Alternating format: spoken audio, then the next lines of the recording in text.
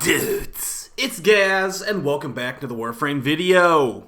Duviri literally just came out like 2 minutes ago.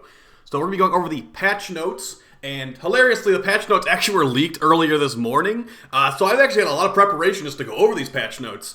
But we have the official patch notes here. The leaked stuff didn't really have everything, so we'll be going over that, and there's a lot to go over, so let's get right into it. But before we get into it, make sure you're subbed to this channel. Also, make sure you're checking out the live stream channel as well. There will be live stream Twitch drops after I go live. So make sure you go check out the live stream if you haven't already. And we'll be doing Duviri stuff and expect lots and lots of videos, guys. All right, so let's just jump right in. But no, before we jump in, let's actually look at there's new bundles in the store. So there's going to be a new Baruuk Deluxe skin bundle. I'm going to buy that and show you what it looks like. It comes with a Cyandana, and it looks like a sparring weapon skin.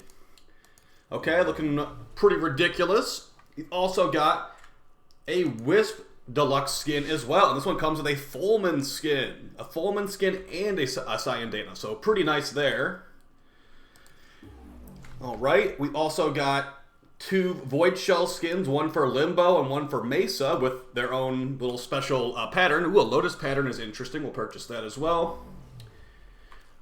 And we've also got some new cosmetics. The Fabled Warrior Pack. It's going to have some pretty nice looking Drifter cosmetics. It's going to have some armor sets, some Kavat armor, and whatever this is supposed to be.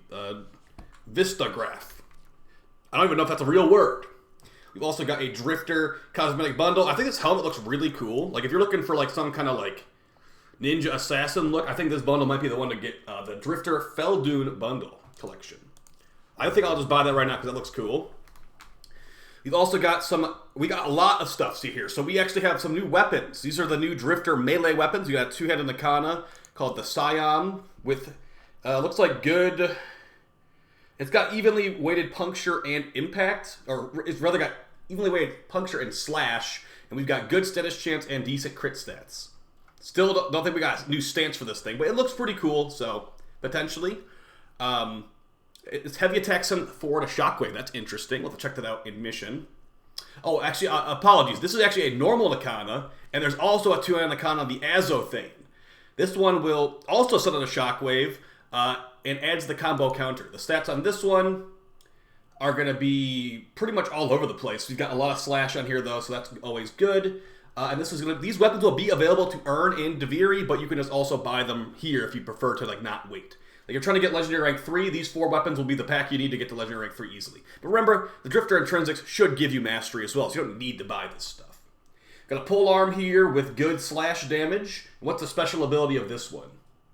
It explodes after it embeds into an enemy. Heavy attack throws it. Oh, interesting. So you throw this like as a spear, and it'll explode when embedding into an enemy. Sounds interesting. I don't know if that actually sounds good, though. And I believe this is a hammer right here. Heavy slams and slams have an extended area of effect. That could be pretty good. It also looks pretty cool, too. This is going to be a mostly impact-weighted hammer with really good crit stats and decent status, but low attack speed. All right, so that's going to be most of the stuff in the market here. We got a new primary weapon called the Cinta Bow. Can fire arrows in quick succession, quickly charge a shockwave, or fully charge for a focus shot. So you can fire off shockwave attacks. What's the range on this? Do they show that here? I'm not seeing it here, but it seems like it's going to be some kind of like AoE shockwave thing with high puncture weighting, a lot of puncture weighting, and some heat damage on a perfect shot. So it seems similar to the Baruuk, actually. And we got a bunch of skins. There's so many skins, dude. Okay, so let's get into the actual patch notes now we've gone over the market stuff. And there is a lot of patch notes on here, so let's just get ready, all right? I'm not going to go over every little thing. I'm going to try to like just highlight the things I find important. By the way, there's like a bunch of new arcanes. We're going to go over every new arcane in this video as well. And you know what? Just for fun, I'm actually going to skip to the new arcanes right now. I'm going to Control F Arcane, because I've already theory crafted these arcanes. And where these will come from is these are going to come from, they're going to come from the Steel Path Circuit, and you can also buy them from not Hombask, the new NPC that is going to be in Duviri. But you're going to need to get rank 9 with the Opportunity Intrinsic, as you can see right here, to purchase these arcanes. Also, it seems like the Orowyrm might not drop them directly, but you'll be able to get them through here. Alright, so I know what all these do. I don't know if did they actually put that in these patch notes, what Arcane Reaper does? Okay, they did. Cool. All right, so let's start off with the new Arcanes. There's quite a few of them, so let's just jump right in. We got Arcane Reaper as the first one. On melee kill, regenerate 24 health a second and gain 660 armor.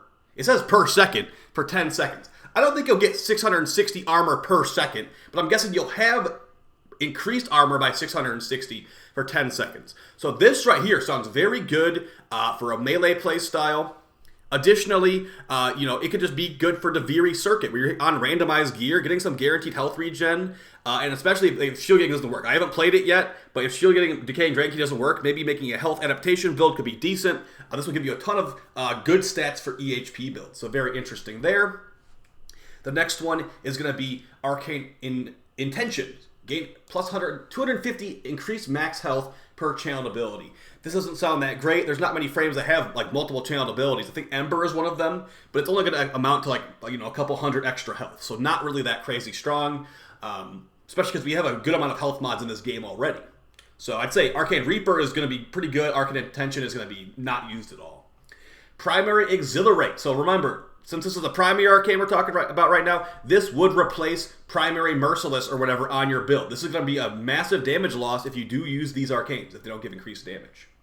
On Weapon Impact status effect, regenerate 1.2 energy regen for 10 seconds, stacks up to 3 times. So obviously, like I just said, this is going to remove a lot of damage from your setup if you do run this. But if at the same time, if you're using maybe a DPS melee weapon, a DPS secondary, you're not using your primary for DPS, this could be a nice little utility arcane to throw on there. It will stack up to 3 times, 3.6 energy a second. If you're maybe running Nourish or one of your builds, you could also have that multiplied, and that would be like a lot of energy regen per second, like probably like 20 energy regen per second. You throw an Archon Stretch, you're going to be having a massive, massive energy regen on any frame that has Nourish, so very interesting there. And of course, if you are using a frame that's already going to be buffing your damage, you don't need this arcane slot to give you more damage in the first place. So interesting, it could be a nice little utility thing.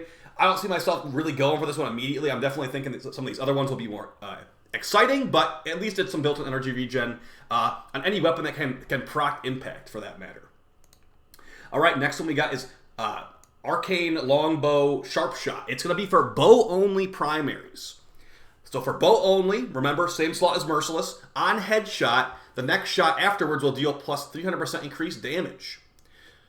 So I'm thinking, again, these are looking like they might be good for the Duviri Circuit. You're not going to be really...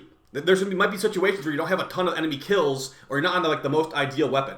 You're going to pretty much always have this buff up. On headshot, next shot, 300% increased damage. On things like Merciless, you need to keep lots of stacks going. For this, just fire 2 arrows back to back, and you have 300% increased damage.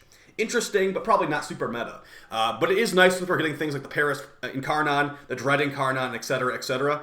This will be very, very powerful, potentially on those.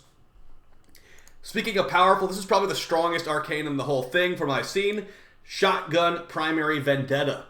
So this will be only for primary shotguns. Think of things like the Strun Prime, Kuvacomb, all that kind of stuff. On a shotgun kill within 5 meters of the target, gain 180% multi-shot increase and 75% reload speed for 15 seconds.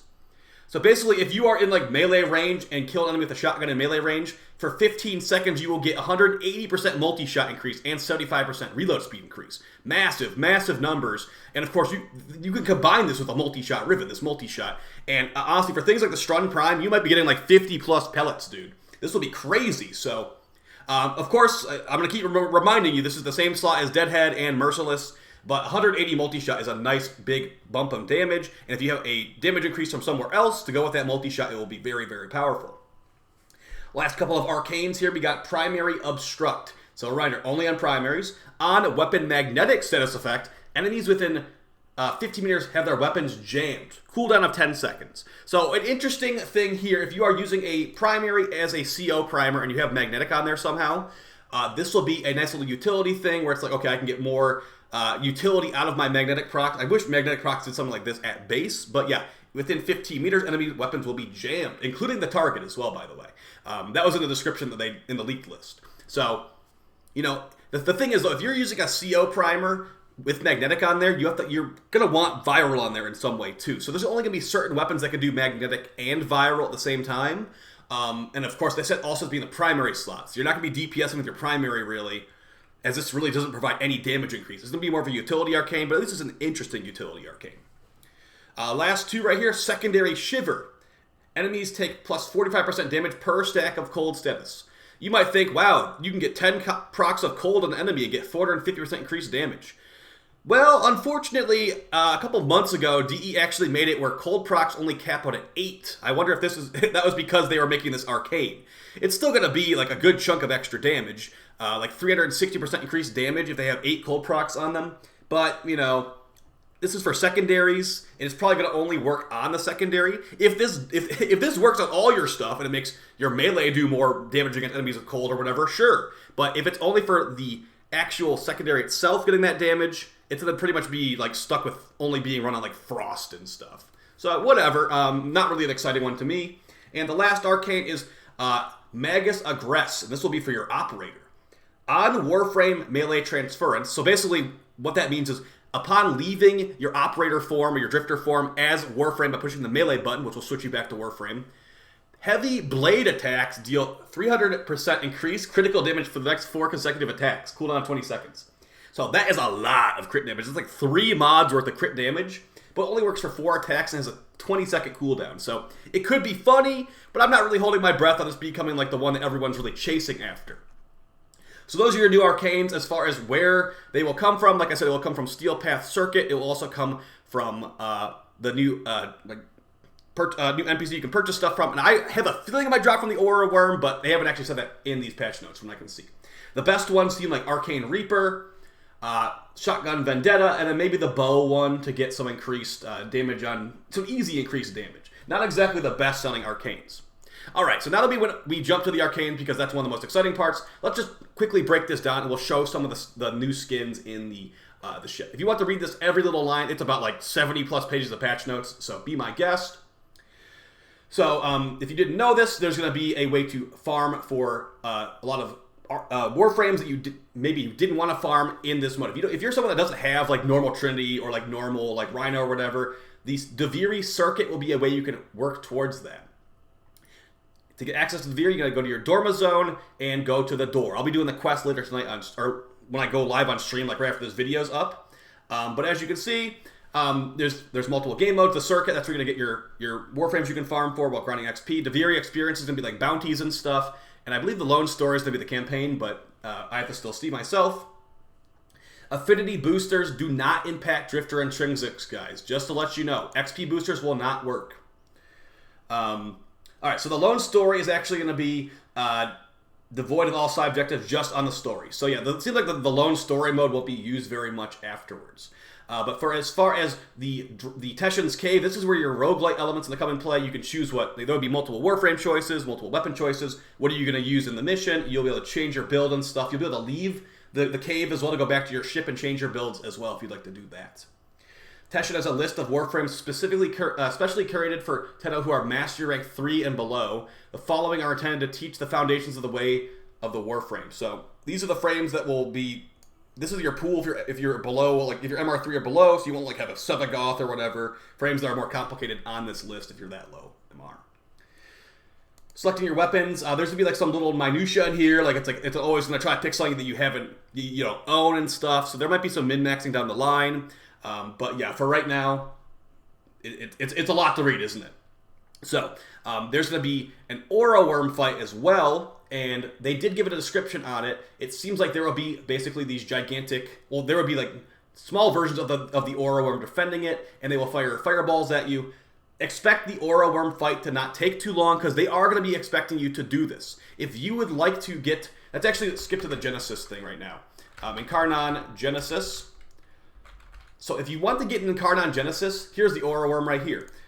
Killing the Orowyrm will drop this new resource called Pathos Clamps. You'll get 10 of them per Orowyrm kill on the normal path, and on the steel path you will get 15 Pathos Clamps per kill. To activate an Incarnon Unlocker, once you've got it to drop, you will need to use 20 of these Pathos Clamps on the weapon, like expend them, and it will let you infuse the Incarnon Adapter into the weapon. So yeah, 2 Orowyrm kills. Technically, the Steel Path one will give you 15 per drop, but the way that math works out, unless you're doing like 4 Orowyrm fights, you're not really saving any time, so the Steel Path one might not be worth it. You'll also get 15 Drifter Intrinsics upon killing the Orowyrm, or 22 Intrinsics on the Steel Path. And yeah, the person that you'll buy these new Arcanes from is going to be named Acrithis, who will greet you once you kill the Orowyrm. So some pretty interesting stuff there. Here's the horse. If you want to go over every little line of this, I will definitely link this in the description, guys. You'll be able to summon the horse onto open world nodes. You will not be able to summon it on like Hydron or whatever, so you can ride the horse as a Warframe or Drifter on like Fortuna or whatever once you get Intrinsic unlocked. And as far as the horse's abilities, first ability will let you summon and desummon it. Guiding Hand will let you maintain the Guiding Hand ability while riding the Caith to spawn helpful Wisp that will guide you toward primary objectives. The third ability is Hoof Stomp. We talked about that before in previous videos. It's basically an AoE Armor Strip and Stagger. And the fourth ability is Steadfast Dismount.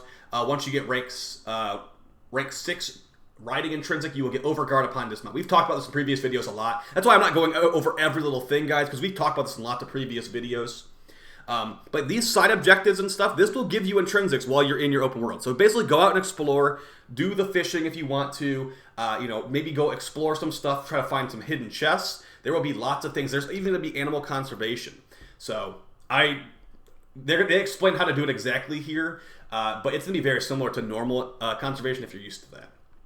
So there's even going to be Shaw's Win, like Guitar Hero stuff. This will give you Intrinsics, apparently. So you'll get a rare decree, 3 Intrinsics and resources. So if you're trying to really min-max your run, there's ways you can get decrees from multiple things. Fishing is apparently going to give you decrees. Guitar Hero is going to give you decrees. So you will get tons of decrees if you go and do the side objectives for every run. As far as enigmas are going to be the Duviri's mysterious puzzles across the landscape. Look for the glyph plates in the area, and apparitions from another time and place with many oddities will give you rewards. So the new primary bow we were just showing, that like AoE shockwave bow, that's going to come from these enigmas if you don't buy it. The drop rates are increased while playing on the squad. That's good to know. There's also going to be an Enigma Gyrum, which is going to be something that you can use to purchase a Watchful Paradigm decoration. So not a big deal. You're basically going to do the enigmas for the new bow, and you'll get some decrees and intrinsics too while doing it. New weapon, the Cinta. Can fire. We already read about that. So a lot of stuff on here, guys. I didn't really see any nerfs. Now, as far as like rushing down here, they even had like combing and stuff as a game mode. So yeah, a lot of stuff here. I was looking for nerfs down here. Oh, by the way, you want to know the Incarnon release schedule? Here you go. So week 1 this week. Basically, if you want to get this stuff, sign on before Sunday and grind the Steel Path circuit. Week 1 will be Bratton, Lado, Skana, Paris, Kunai.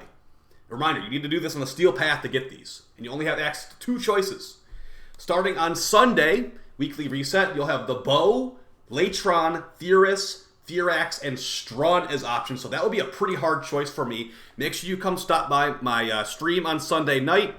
We do the Nightwave weekly reset. I'll definitely be checking out this stuff. It's going to be a hard choice between 2 of those ones. Week 3, Lex, Magistar, Boltor, Bronco, Ceramic Dagger. So easily going to be Magistar for me. Week 4, Torrid, confirmed. Dual Toxicist, Dual Ichor, Miter, and Atomos. Week 5, Akenbrunt, Soma, Vasto, Nami, Solo, and Burston. And then the final week before they, refresh the rotation, Xylock, Sibir, Dread, Despair, Hate. So they actually put a bunch of the heavy hitters on week 6. So have fun trying to decide which one you want to get. Reminder that from that leaked list, the Dread, Despair, and Hate will have a set bonus together if you have all the Incarnon lockers and all that stuff. Okay, so that's crazy.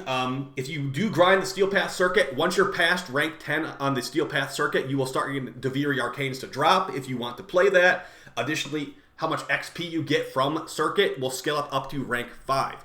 Once per day at rank 4, or rather wave 4, you will get 50 extra circuit XP. That's going to be once per day if you want to get to wave 4 and leave. I wouldn't really recommend that though if you have a good loadout, because as you can see right here, stage 5 and onwards on the circuit is 170 XP per wave.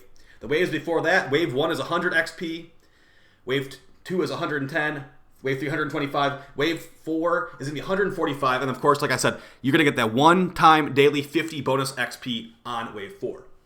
So, good stuff there. Incarnon Genesis, here's the entire list. Let's just say the entire leaked list was correct.